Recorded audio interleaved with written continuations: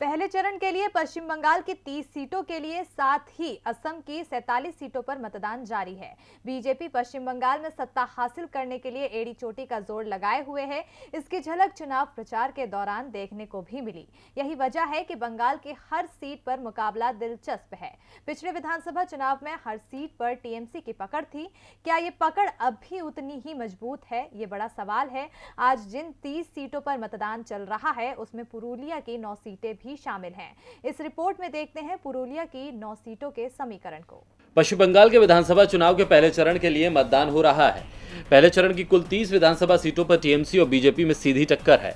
इन सीटों में पुरुलिया की सभी 9 सीटों पर वोट डाले जा रहे हैं। इसके अलावा बांकुरा की 4 सीटें और झारग्राम की सभी 4 सीटों पर वोटर अपने मताधिकार का प्रयोग कर रहे हैं। पश्चिम मिदनापुर की 6 सीटों और पूर्वी मिदनापुर की 7 सीटों पर मतदान जारी है। पुरुलिया जिले की 9 सीटों में से 4 सीटें एससी और एसटी समाज के लिए आरक्षित हैं। पिछले विधानसभा चुनाव में ममता बनर्जी की पार्टी तृणमूल कांग्रेस ने पुरुलिया की कुल 9 में से 7 सीटों पर जीत दर्ज की थी। वहीं जिले की 2 सीटों पर कांग्रेस पार्टी ने जीत दर्ज की।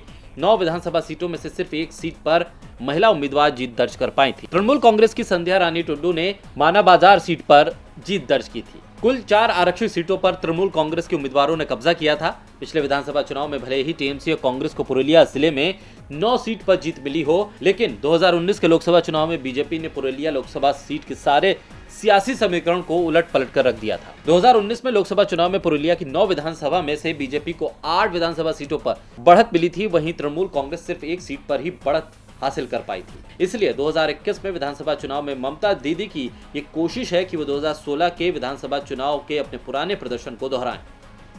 डीवी लाइव की रिपोर्ट।